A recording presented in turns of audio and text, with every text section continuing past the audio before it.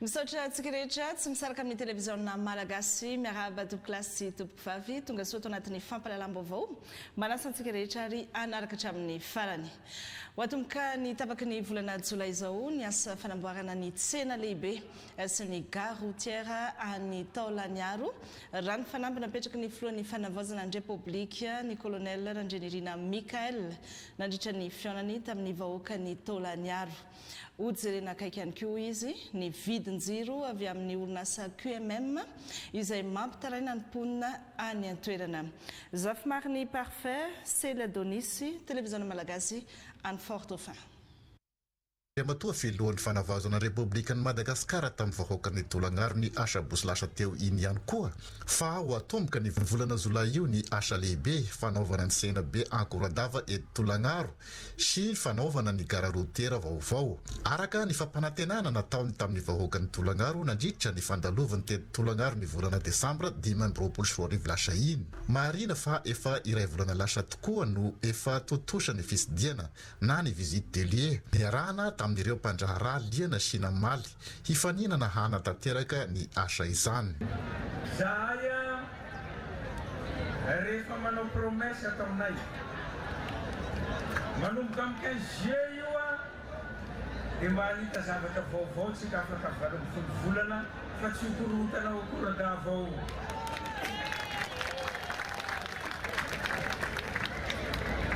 Gebona sa tsy gebona? Mangataka ny andriamateur directeur CCPREAS izay nafaraka manokana izy andriamateur ministre hanazava ombia manomboka asa io ohatriny volana zany ho an'ny dia resaka tsena dia eo amin'ny 8 milliards 600 millions d'ariary eo fa iny moa vinavina fa ny rehefa mivoaka ny valin'ny entreprise zany dia hita eo hoe ohatriny exactement le izy zay no mikasika ny tsena mikasika ny gare routière 2 milliards 600 millions d'ariary zay vahoantsika atao Fort-Dauphin io dia amin'ny herinandro zao andriamateur filoha no fantatra ny entreprise zay azo ny tsena amin'ny nazy io dia raha ny vinavina amin'ny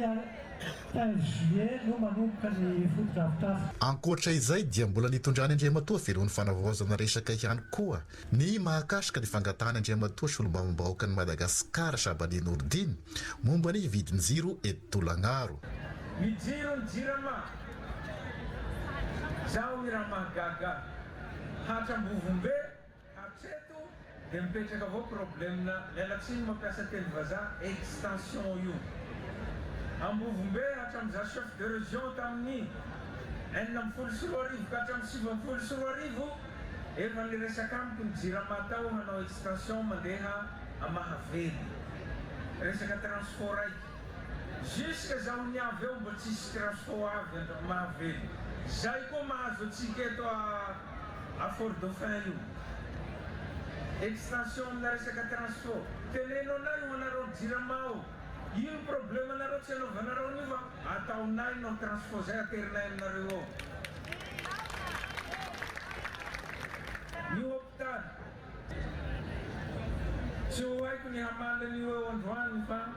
ndesiko any amin'ny ramatoa ministre ny santé ino ny azo atao mikasika ny hôpitaly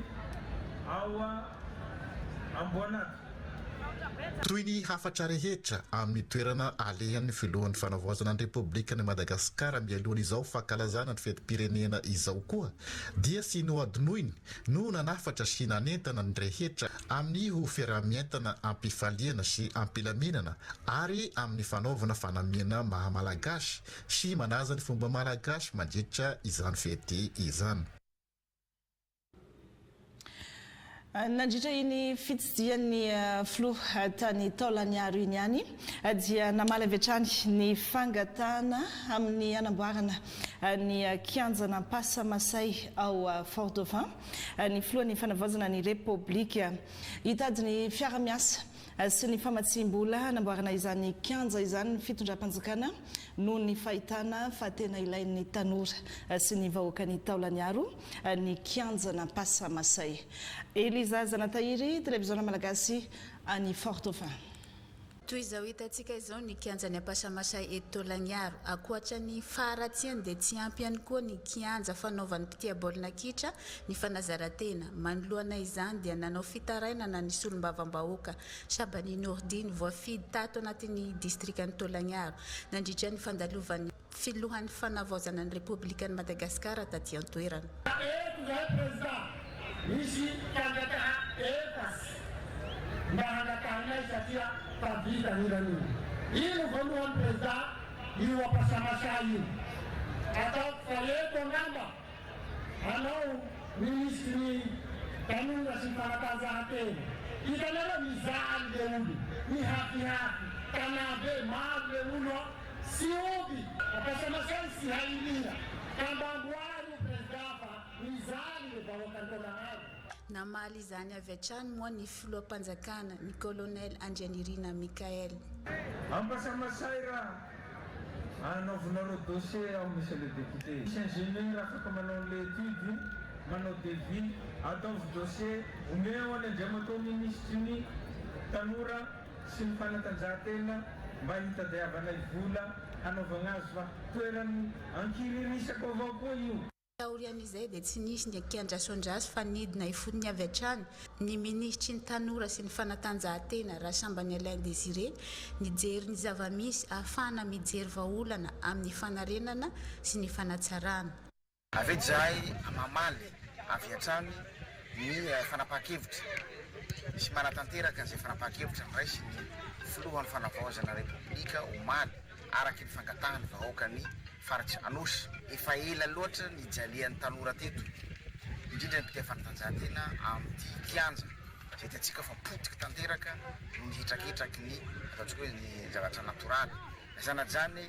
araky ny fampanantenana nataon'ny filoha zany dia tonga teto izay miaraka amin'ireo solombavam-bahoaka ny Madagasikara voafidy teto amin'ny distrikany Fort-dauphin miaraka amin'ireo tompona andraikitra sy fikambanana fanatanjahantena reto nijery aloha hoe ohatrany ahoana ny zavatra misy atao anaty ty kianja ty ato ray zay. Faharoa koa zay ny fandindinika teto hoe ohatrany ahoana ny fanarenana sy ny fanatsarana hoentina atao anaty ty kianja zay misy antsika ty ary ny fahatelo farany manapa-kevitra zay fa afaka roa herinandro farafahatarana dia andefa technicien na ingénieur ady ny ministère hanao ny tombana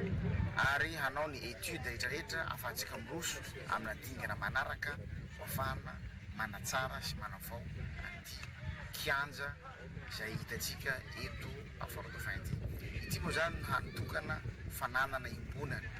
ny distrika telo ato anatin'ny faritra Anosy rariny raha ohatra ka mamaly an'izany filohan'ny fanavaozana satria fantatsika tsara izy tia fanatanjahantena. Miandrandra fatratra ny fanamboarana ny fahavitany fotodrafitrasa moa ireo tanora aty Tolagnaro. Fa anisany vaovao nisongadina tany Tolagnaro ihany koa ny mikasika ny fananantany karaha tany 520 isa no zaraina ao anatin'ny hetsika fanaovana bornage faobe ao amin'ny distrikany Tolagnaro amin'ny vidiny mora dia mora 10 ariary ka hatramin'ny 20 ariary ny metatra toradro izany hoe manodidina ny 10,000 ariary eo zany ny tany mirefy 10 metatra toradro ho an'ny mponina any Tolagnaro izay no anaovan'ny fanjakana azy. Ankoatr'izay dia natolotra ireo lehibe ny faritra roa Androisy Anosy ny drafitra fampandrosoana ny faritra ary natolotra ireo ben'ny tanàna 19 ny toerana ihany koa ny famatsim-bola avy amin'ny banky iray sampirenena amin'ny alalan'ny tetika samionjo. Zafimariny parfait sy Sela Donis. Ifandalovan'ny filohan'ny fanavaozana ny Republikan'i Madagasikara teto Tolagnaro ny Asabosy lasa iny ihany koa no nahafantarana fa hisy ny fanaovana bornage faobe ato anatin'ny distrikany Tolagnaro ka izarana bokin-tany miisa 500,000 ao anatin'izany araka ny nambarany andriamatoa militry ny fananantany sy ny fanazarehana ny tany. Voalohany aloha dia anisan'ny zava-dehibe izay imasoan'ny filohan'ny fanavaozana ny hisahantsika malagasy tany ary vidianantsika malagasy vidiny tany mora ary koa ny sécurité ho antsika zay mahazo ny tanitsika. Ny lanam-panorenana raha teo moa dia efa milaza fa zony malagasy tsirairay ny hisitraka ny tany ary koa tokony andiadana sy finavitra amin'ny tany io tsika araka ny voalazany iram-pirenentsika. Ici opération domaniale concertée na ho fanomezana karatany faody be izay efa natomboka fa tsy maintsy ho zaraina ariverenana eto faradifay atoato 540 karatany no ho zaraintsika tsy hoela. Izany dia amin'ny vidiny 20 ariary ny metatra torado amin'ny commune urbaine ary ariary 10 ariary ny metatra torado any amin'ny ambanivohitra. Averiko indray mandeha ho affichena io atao peta-drindrina dikan'izany raha manao fety asika ka mahazaka raika zao dia tokony hazaka vidiny tany 1 hectare satria 50,000 ariary na 10,000 ariary ny vidiny tany hectare raiky tombolasy tombokivavy. Ankoatra izay dia natolotra tamin'ny fotoana ihany koa ny drafitra fampandrosoana ny faritra tamin'ny lehiben'ny faritra roa dia ny lehiben'ny faritra Androy sy ny lehiben'ny faritra Anosy ary ho an'ireo commune ambanivohitra 12 valo avy ao amin'ny faritra Anosy ary valo kosa ny avy ao amin'ny faritra Androy. Izany dia vokatry ny famasiam-bola ny Banque Mondiale amin'ny alalan'ny tetikasa mihonjo. Ny ho resahana antsika eto koa dia tsy zavatra kely fa zavatra goavy. Raha tiana handroso ny tanàna dia tsy maintsy misy ny rafitra fanajariana ho fampandrosoana ny tany. Ka ho azaraiky fohifohy toy zao ny SRAT-na schéma régional d'aménagement territorial ny Anosy. Commune ny Soanala ato zany no afahantsika mandrindra ny tanàna, mandrindra ny commune zay hiteraka fampandrosoana. Amanaparana koa azy tsy mora ny manao an'izao zavatra zao fa isaoraneto ny banky iraisam-pirenena zay soloany faute de projet mionjo tena resana antsika eto fa ny schéma d'aménagement communal ray dia 20 tapitisa ariary 80 millions d'ariary vao vita ary niarahana amin'ireo be ny tanàna tsirairay ny nanao ny zany plan d'aménagement zany ho an'ny commune tsirairay. Na ny tany Ambovimbe na ny tety Tolagnaro dia no mafisy ny Andriamatoa filohan'ny fanavaozana ny Republikan'i Madagasikara hatrany ny fisaorana ireo mpamasy vola toy ny Banque Mondiale, ny vohindrina Eropeanina ary ny BEI na Banky Eropeanina ho an'ny famasiam-bola. Tsy ho haiko ny tsy hisaotra an'ireo toa mpiara-mombonantoka ny Union Européenne sy ny BAD izay tonga eto ary ny Banque Mondiale izay tsy mitsahatra manampy antsika ny resaka tany. Efa nanome promesse Andriamatoa ministra izara bokotany amintsika eto 2 arivo mahery. Fa raha tadidinareo Andriamatoa ministra niaraka antsika tany Tsoliary dia niteny aho tao hoe misy tany tsy tononoko zay ho aho 2011 ny vidianako azy. Zaho fa président zao vao nahazo bokotany. Zany hoe 12 tao. Et en plus mbo izaho président koa nazahoako ny bokotany. Fa nao tsy ny président mety tsy niazo bokotany io. Tsy aya tany io fa eroy amin'ny route du port. Vidiko tao 2011 2026 vao azo bokotany. Mila jerena io Andriamatoa ministra tsy resaka prix-na tany ny olana. Olana vao igny amin'ny vola fa tsy dia igny loatsy ny sakany. Fa misy zalany hisanao mihitsinao. Ary mbo ao izy bebe volombava agny lahatra amin'Arivo ihany zay.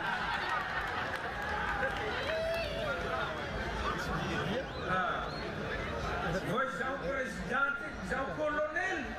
hisan'ny zalahy zay vao olo aby io. Mampalahelo raha misy familaya zakamafy ty Madagasikara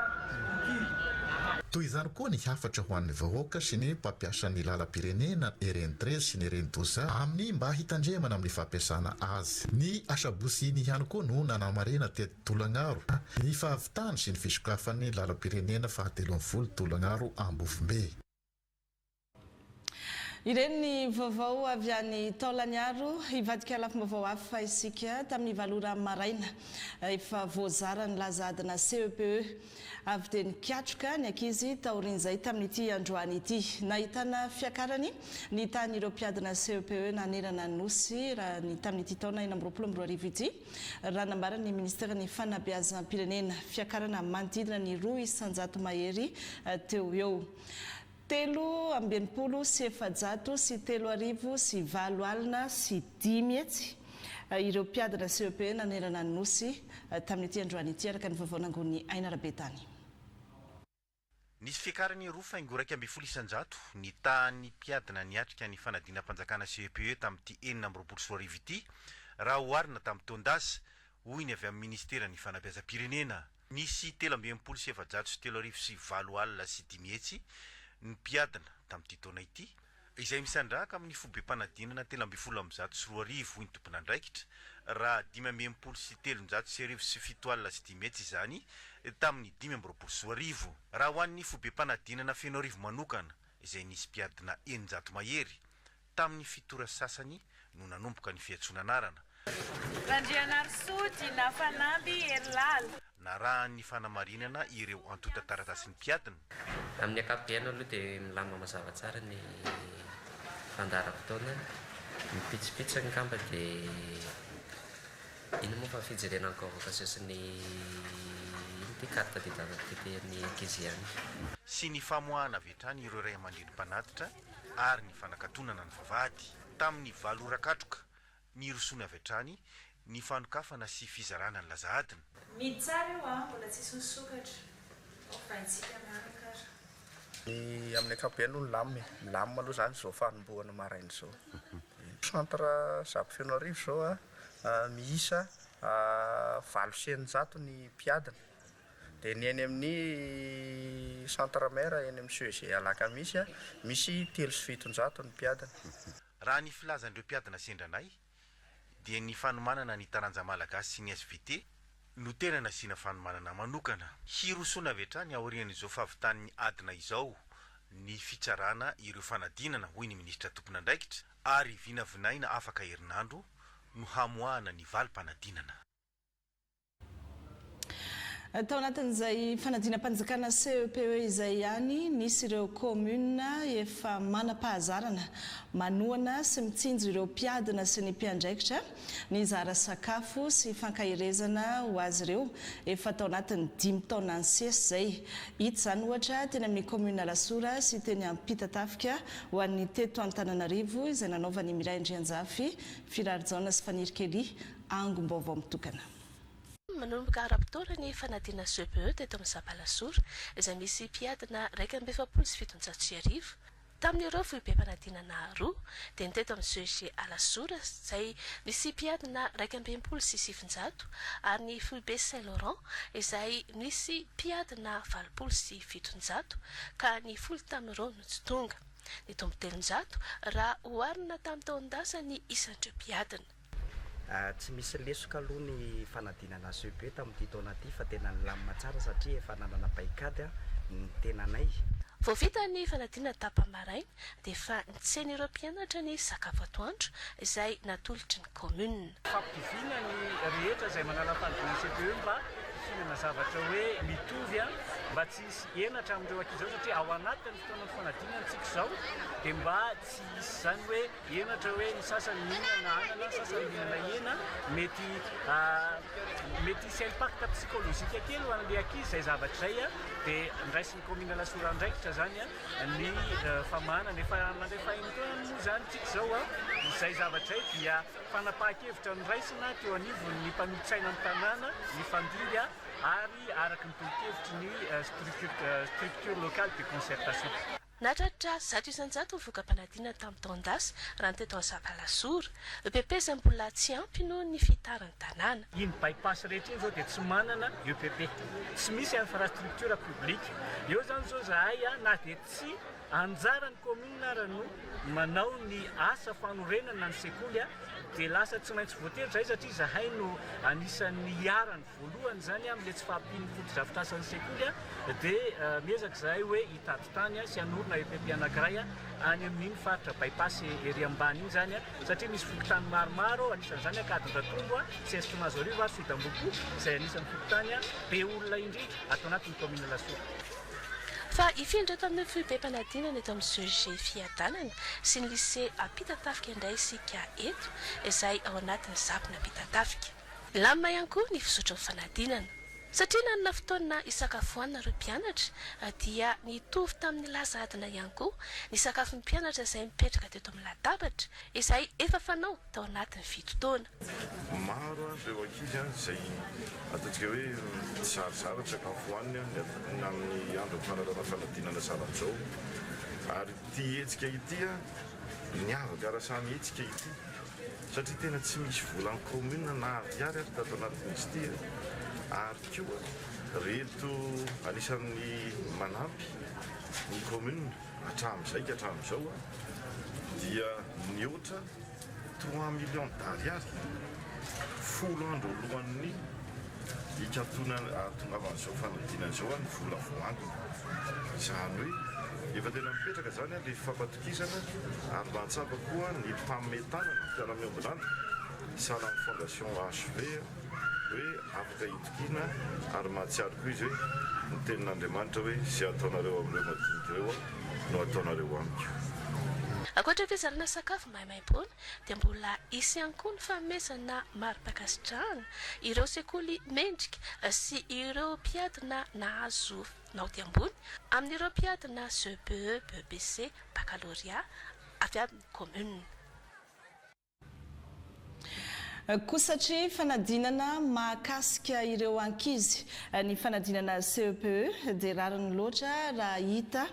tsy niala lavitra teny amin'ireo ivon-toeram-panadinana na ireo centre d'examen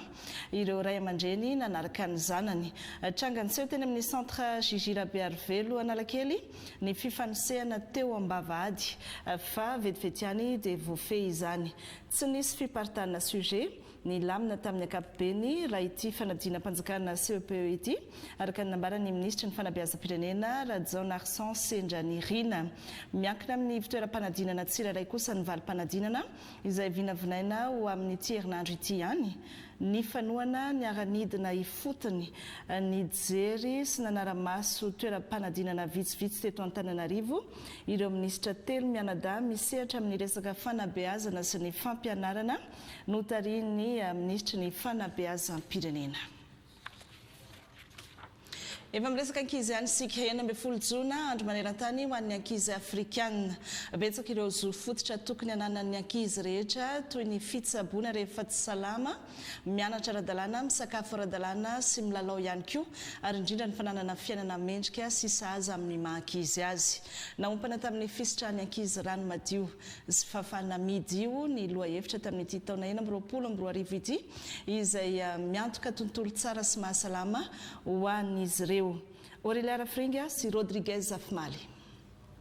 Eto Madagasikara mbola maro ny fanamby hatrehiny ankizy na dia efa misy aza ny fandrosoana eo amin'ny sehatra sasany. Araka ny fanadihadiana mix 2024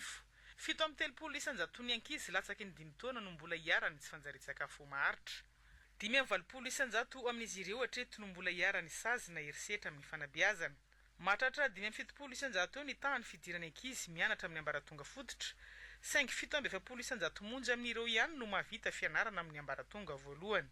Toraka izany koa ny eo amin'ny sehatra ny fahasalamana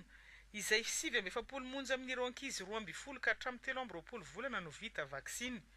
Tsy nahazo vaksiny mihitsy kosa ny 70 isanjato. Tsy mahagaga raha ambony ny tahany fahafatesany zaza latsaky ny 5 taona eto Madagasikara izay mahatratra 370 amin'ny zaza arivo teraka. Mbola olana sedrainy ankizy ihany koa araka ity fanadihadiany mix 2024 ity ny fanambadiany zaza aloha loatra.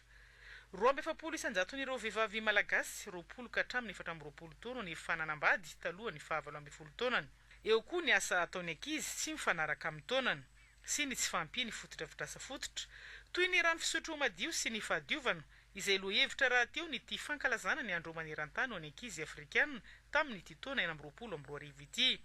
Rano madio, fidiovana ary fidiovana ho an'ny ankizy rehetra aty Afrika. Mbola maro amin'ireo ankizy aty Afrika no sahirana amin'ny fisitrahana rano fisotro madio sy toeram-pidiovana mendrika, indrindra fa ireo any ambanivohitra. Misy fiantraikany ny fahasalamana izy ireo izany ary mety hiteraka karazana aretina maro samihafa. 7 isanjatom-ponina ihany no misitraka izay rano fisotro madio izay avy amin'ny tolotra fotra. Ankoatr'izay dia hita ihany koa fa 7 isanjaton'ny loharano no mbola nahitana mikroba no mandoto ny rano ary anatin'izany dia ny 5 isanjato no any amin'ny tontolo ambanivohitra. Ny faritra tena sahirana indrindra dia ny any atsimon'ny nosy. Voakasika ihany koa nefa ireo faritra hafa toy ny any atsimo Atsinanana, Melaky, Iorombe koa ohatra izay ambany ty ambany ny tany izay fisotroana rano fisotro madio izay. Ny fananantsika ny mix tamin'ny taona 2024 io dia tombony lehibe satria dingana iray na fananana vao ny antontanisa ary mampiseho fa mbola betsaka ny ezaka miandry antsika amin'ny fanatratrarana ny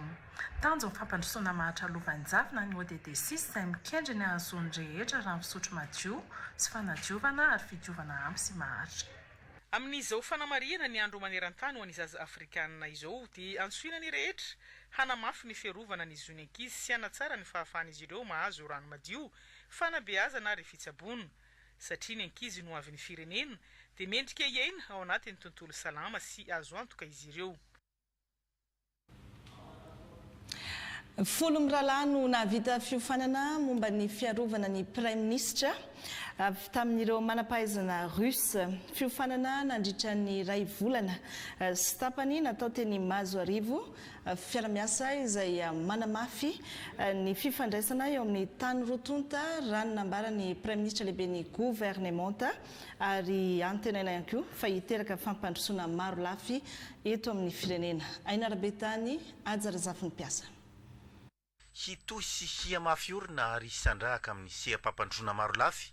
ny fiara-miasan'ny Madagasikara sy Rosia hoy ny chargé d'affaires ny Rosia sy ny Prime Ministre lehibe ny gouvernementa tamin'ity fanolorana mari-pakasitrahana ho an'ireto folo mirahalahy avy amin'ny force de défense et sécurité izay nahazo fanofanana manokana avy amin'ny fédération Rosia mifantoka amin'ny fiambenana ny Prime Ministre. Нет, конечно же, это один из этапов, и я хотел бы подчеркнуть, что это сотрудничество развивается Fofanimboany fotsiny amin'ny fiara-miasa fa araky ny fanomeny baikinomen'ny andriamatoa filoham-pirenena Rosiana, Federasiona Rosia sy ny fiadidinan'ny Republikan'ny Federasiona Rosia dia mbola mitohy sy mihamafy ara ny fiara-miasa eo misy eo amin'ny Madagasikara sy Rosia. Mivelatra amin'ny sehatra maromaro fa tsy amin'ny sehatra ny resaka sécurité fotsiny fa maromaro ireo sehatra iara-miasa vao manomboka efa nisy koa ny fanampianana lefa ary mbola irina itoy ny fikasana moa dia hoe itoy amin'ny fotoana tsy voafetra ny fiara-miasa antsika. Hitantsika teto amin'izay dia ny famoronan'ireo mpiofana mpiaro ny Prime Ministre. Marina fa lafiny anankiray amin'ny fiara-miasantsika ny Fédérasiona ny Rosia izao fampiofanana izao fa be dia be ny lafiny hafa izay rahantsika miasa amin'izareo mariako manokana ohatra ny fanasana ireo mpandraraha Rosiana andraraha eto Madagasikara zany izay mahasoa antsika io iverenako ny ohatra hoe le fikasantsika namboatra n'ilay zone économique spéciale ahafahantsika manana toerana anankiray ampifondrona n'ireo mpakasa vola mba ahafahantsika mamorona asa eto Madagasikara. Dia mankasitraka trano moa ny Federasiona ny Rosia amin'izany fiara-miasa izany izay azahoantsika tombony be dia be tokoa. Enina herinandro no naharetan'ny fanofanana hoy ny tompon'andraikitra lotomorona manokana tamin'ny fanazarantena ny fomba fiasa mifanaraka amin'ny trangatena izy notsipihin'ny Prime Ministre manokana teto ny hanomezan'ny primature atoana sy fampitaovana azy reto amin'ny tany asany. Iotona lefiteny manolotra ny ainy isitsy amin'ny zasakaizany satria raha tsy lavo zany ireo tsy vokitika ilay olona rovana dia mankasitraka an'ireo manolotra anazy ireo izahantsika mampitomboana foana ny fiofanana nareo izay mpiaro manokana koa efa mino efa miantraika tany zay tiako misy indamité manokana nareo fa tsy mitovy amin'ireny miara-mila hafa satria arisika tena arisika réel miasa anareo fa mbola tsy tanteraka zay dia inomiko ny tanterahany tafy zao dia zao tena ny directeur sécurité teo hoe irina hitaka ny fampitaovana ny fiaraha-miasa fa tsy teo tsy miandry an'izany fa ny primature zany dia efa iantoka ny fampitaovana salariety amin'ny fotoana faran'izay fa name baiko an'izay koa zany contrôle sisany ataoko dia manao engagement koa zany androany amin'ny fampitaovana anareo amin'ny fanatanterahana miasa tsy tokony misy volariary miarany akosinareo mihitsy nampiasaina rehetra. Lotolorana fakasitrana ihany koa ireo mpampiofana no fitinina tamin'ny fihetsika mirindra sy akingana ny traikefa noraisina avy amin'ny Rosianina nandritra ny fanofanana iray volana mahery.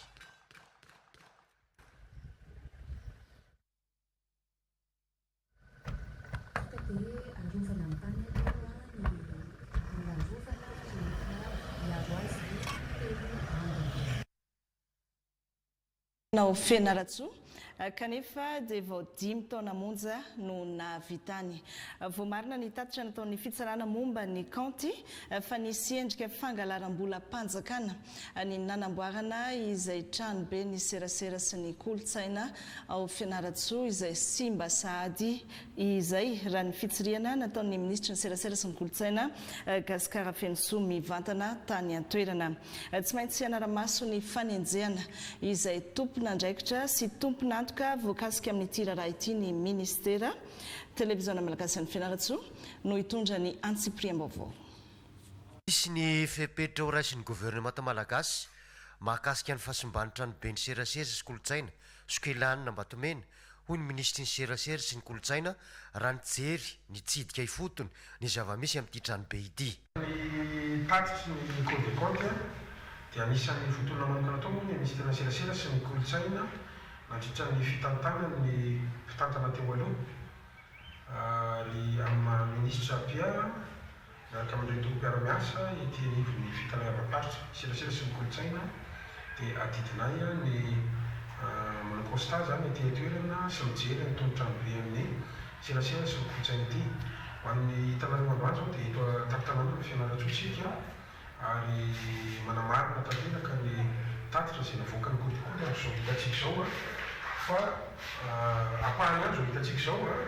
fa any anatiny any mbola betsaka ny tafo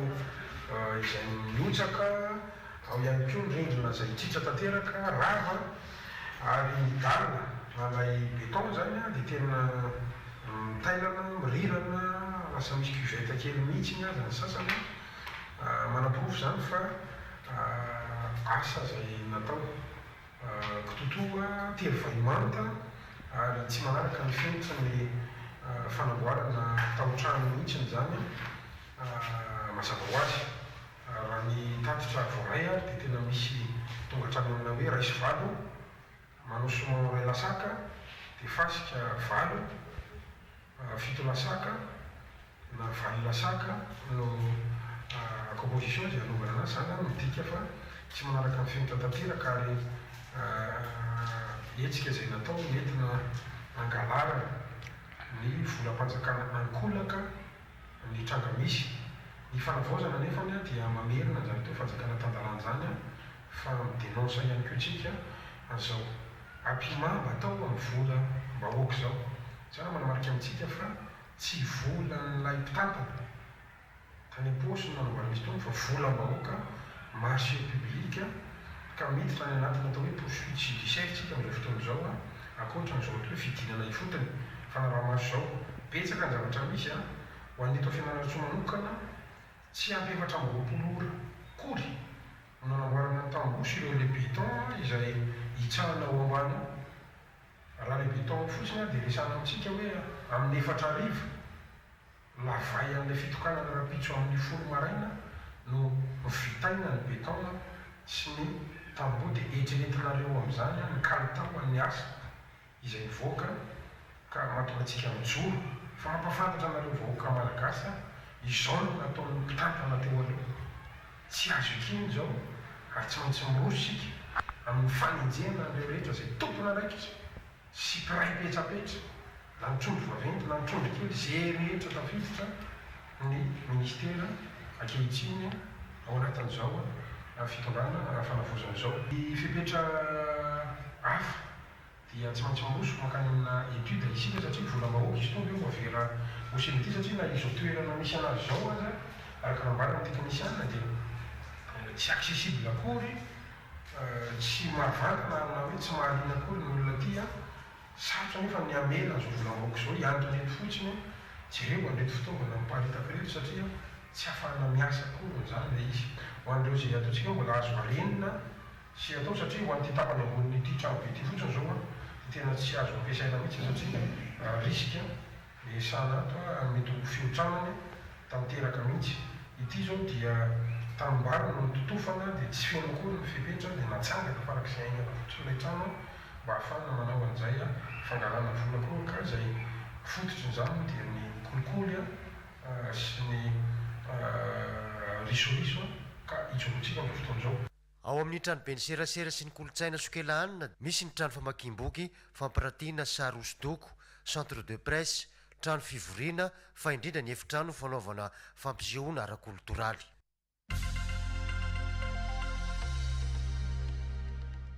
Vahiny ato anatin'ny fampalalam-baovao amin'izao alina izao mahefy Farakoto Malala tale jeneralin'ny serasera eo anivon'ny ministerin'ny serasera sy ny kolotsaina tonga soinao tale jeneraly. Sotra betsaka namana iraina dia mbola misaotra trany anareo ato amin'ny TVM mandray anay amin'ny fandarana tak'izao. Ya, nisy ilay fampitam-baovao nivoaka niparitaka tany anaty tambajotra ny serasera fampitam-baovao izay milaza fa ny mpiasa-panjakana rehetra sy ny mpianatra rehetra dia karazany hoe nantsoina mba ho tonga ny Mahamasina amin'ny andro 9 Jona hijery ny matso. Ahoana ny mikasika an'iny?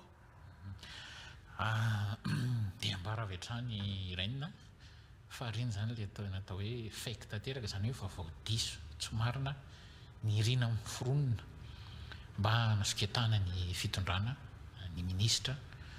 ary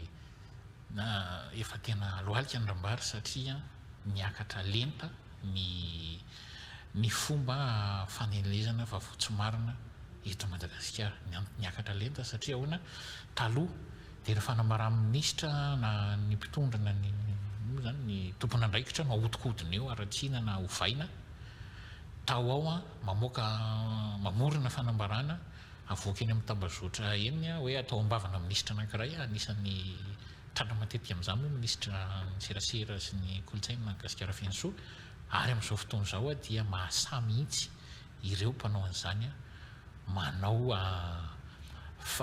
fanambarana communiqué misy ny logoan'ny ministera ary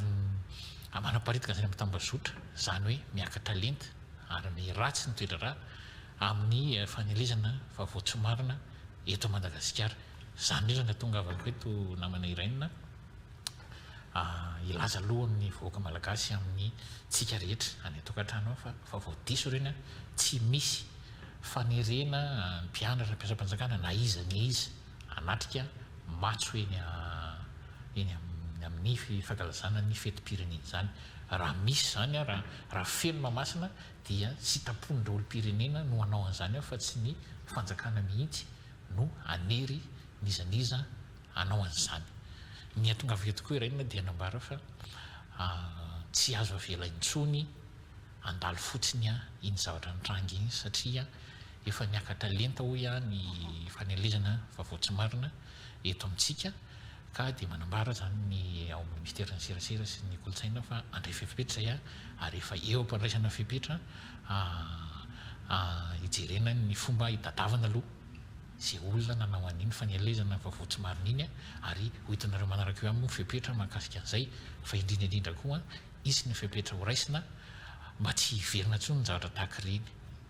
Tsy hiverina ntsony ahoana moa zany ny zavatra tahaka ireny zany hoe tsy maintsy ny zavatra hita mantsy zany zao dia hoe mila hamafisina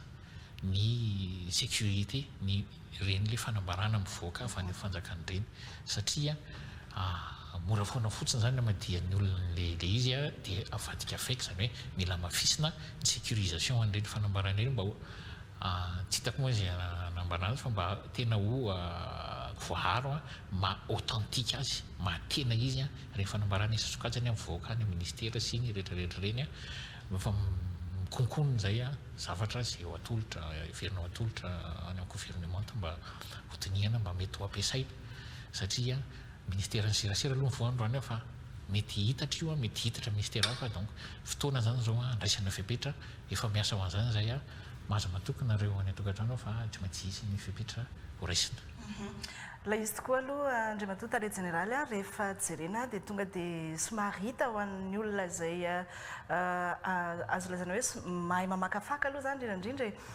tonga dia hita hoe tsy tena izy ty osoko ty fa voatsy mariny ty fa mikasika an'izay indrindra hoe ny fahaizan'ny olona manelo vaovao tsy marina ao anatin'ity tambazotra ny serasera ty sy ny olona izay mety andairan'izy ireny inona ny mety hoe afatra. Mbola sy anafatra aloha ireny fa hiteny inona moa zany tonga dia araka ilay tenenina teo tonga dia hita otsika voalohany raha resaka hoe miresaka mpiasam-panjakana izany hoe noty ho an'ny mpiasam-panjakana tsy andraikitry ny ministry ny serasera velively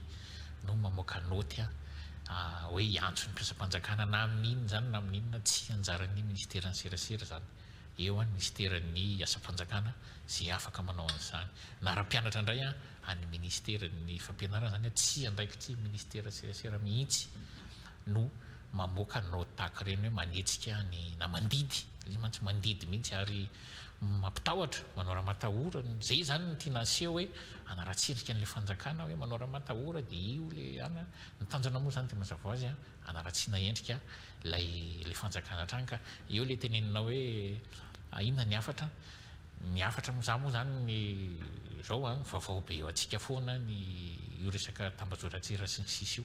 efa ampikonkononiny zay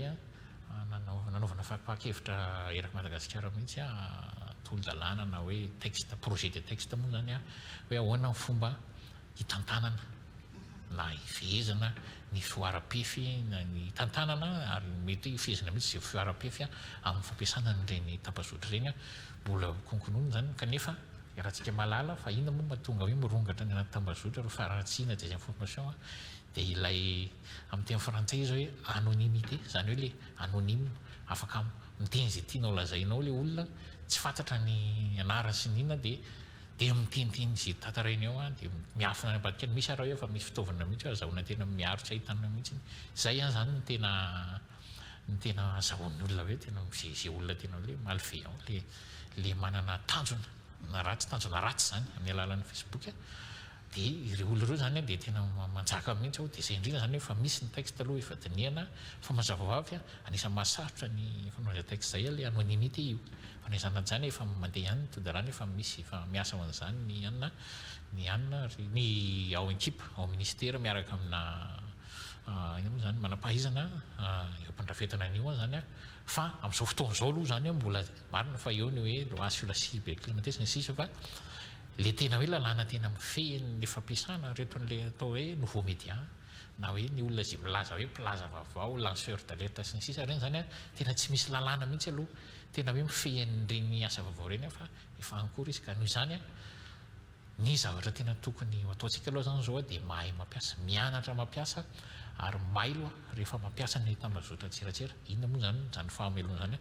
jerena aloha zany raha hoe misy source fahaiza moa zany le loharam-baovao hoe tena ao tokoa faharoan'izay raha mijeren'le noty ianao zany noty zany samihafa mantsy hoe fanambarana hoe communiqué mety tsisy hoe référence fa noty zany tokony misy hoe izany namoaka azy misy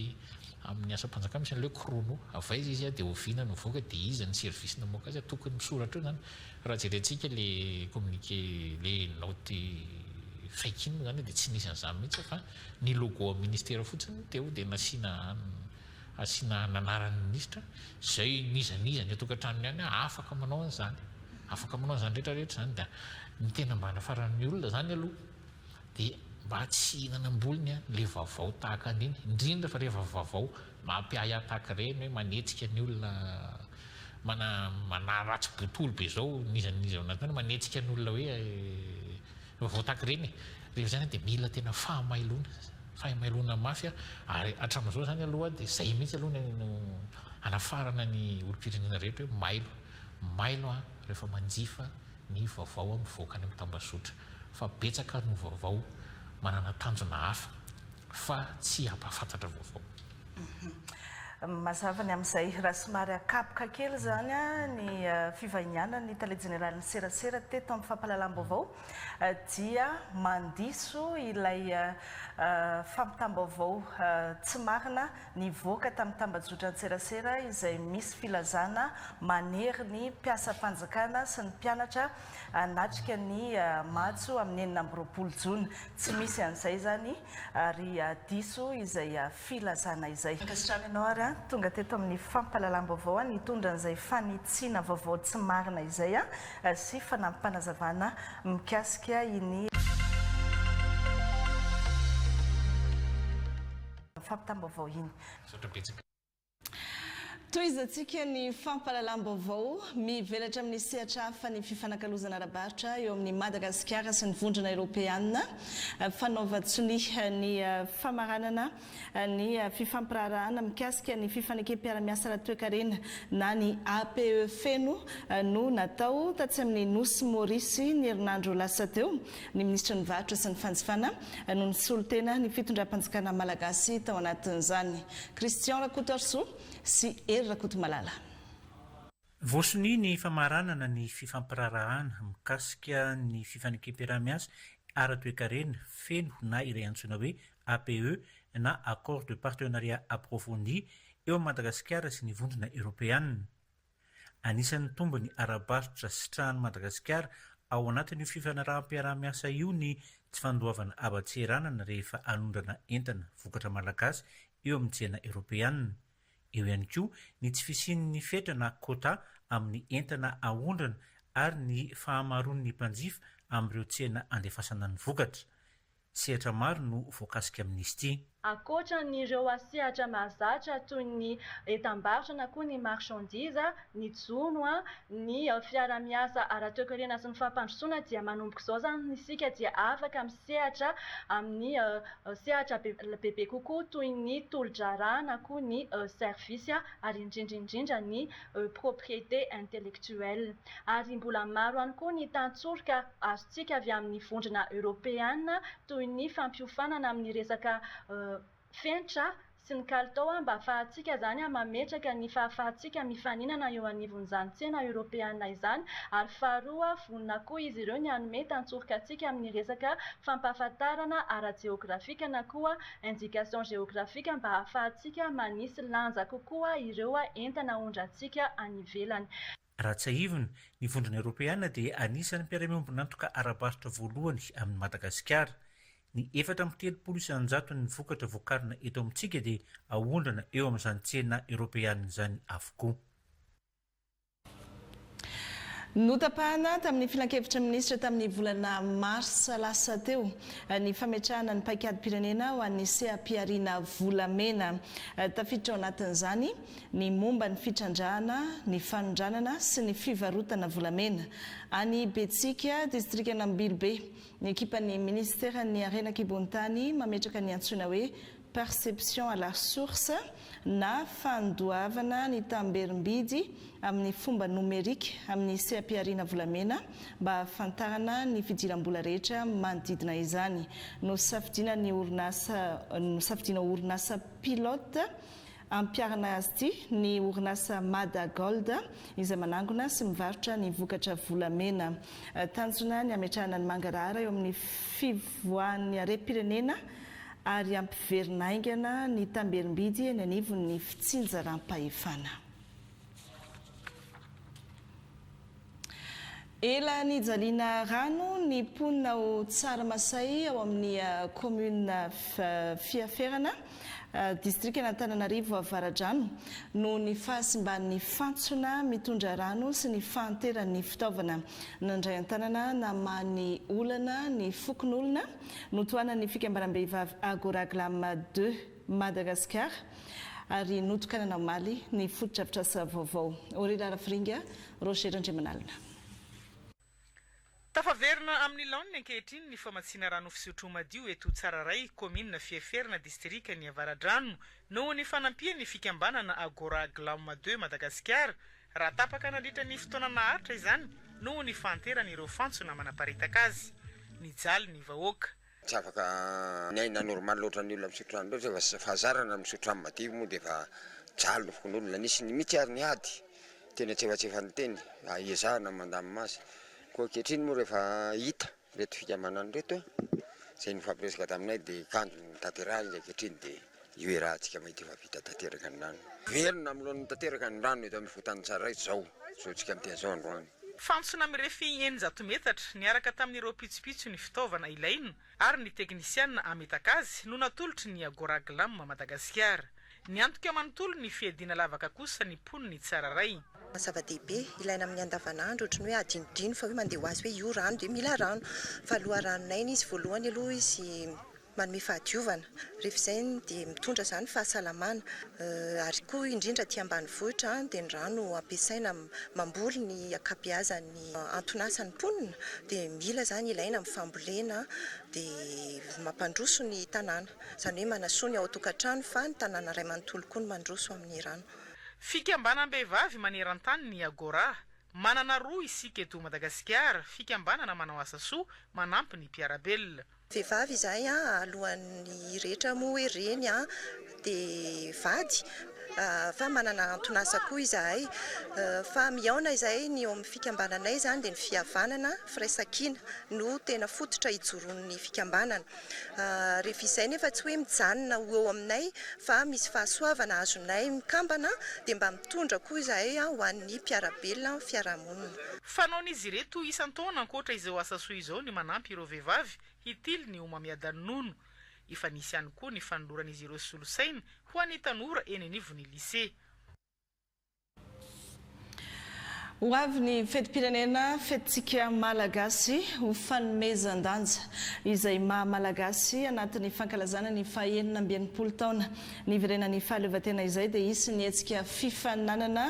filatrona mitafy sy mianjaika ny vita malagasy ranoray anehoana sy anandratana ny fitafy malagasy etsika izay atao amin'ny 4 jona ho avy izao ny andindininy hoentiny Aina Rabetany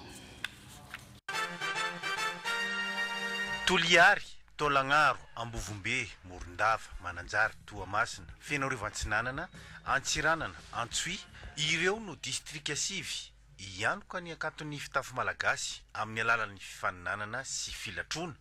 hanehoana sy hitiliana ireo mendrika amin'izany hoy ny mpikarakara. Tanjona ity fifaninanan'ity dia ny mampiavaka ny amerenana indray ary ny anandratana ny voninahitra ny soatoavana maha-malagasy misokatra ho an'ny rehetra ny fandraisana anjara manerana ny nosy manerana Madagasikara raha ho any amin'ny faritra dia fifaninanana ho an'ireo fikambanana misy olona 10 ka hatramin'ny 20 izay handray anjara amin'ny filaharana ny amin'ny 4 Jiona ary an'io fitafy malagasy nentim-paharazana na noavaozina. Hisy hoy ny mpikarakara ny fanolorana loka sy mari-pakasitrahana manokana ho an'ireo mendrika. Ny fikambanana Manavao moa no mikarakara ny hetsika filatrona fitafy malagasy sy fianjaika malagasy ranoray iny. Ny amaratantsika ny fampahalalam-baovao ireo ekipa tao anatin'ny vondrona H sy G no niatrika ny lalao voalohany ho azy ireo amin'ny ty mondial andian'ny faha-13 ity ady sala avokoa ireo lalao efatra izay no tanterahina omaly sy alina anisan'ny songadina tao anatin'ireo lalao ireo ny nahatazoman'ny Cap Vert sy Egypte atsala tamin'ireo ny fanandrina tamin'ny Espagne sy Uruguay. Ny famitinana hoentin'ny Canton Everson. Lalao izay natao amin'ny Mercedes-Benz Stadium atao Atlanta. Nanoratra ny tantarany ho azy teto Cap Vert izay voasambany mandray anjara ao anatin'izany mondial izany ary nahazo ny isa voalohany ho azy atao anatin'ity fifanandebe ity. Nametraka paikady nanamafy ny fiarovan-teny ny requin bleu hatrany ampianamboan'ny lalao ary niaina tamin'ny alalan'ny valim-panafiana. Tetsekilan'izay nanao fanafiana totoafin'ny Espanol saingy tsy nahita irika mihitsy ny masona ratonambenany Vozina reo lohalariny Espagne nahitana ny Ferran Torres amin'izao fotoana izao. Avec les Saoudiens en maillot. Rehefa avy eo amin'ny 10 alina ny lalao ifanandrinan'ny France sy Sénégal hoarahintsika mivantana eto amin'ny télévision malagasy. Aorian'izay fa efa rahampitso amin'ny 4 maraina kosa ny fifandonan'ny Argentine sy Algérie izay mbola hoarahintsika mivantana eto amin'ny télévision malagasy ihany koa. Elanelany fandarana manokana mikasika ny mondial izay rahana amin'ireo mpanao gazety ara-panatanjahantena eto amin'ny télévision malagasy. Misaotra antsika rehetra ary nanaraka amin'ny fampahalalam-baovatra amin'ny farany misaotra ny ekipa rehetra ihany koa. Rahampitso indray mirary soa tompoklasy tompoko vavy.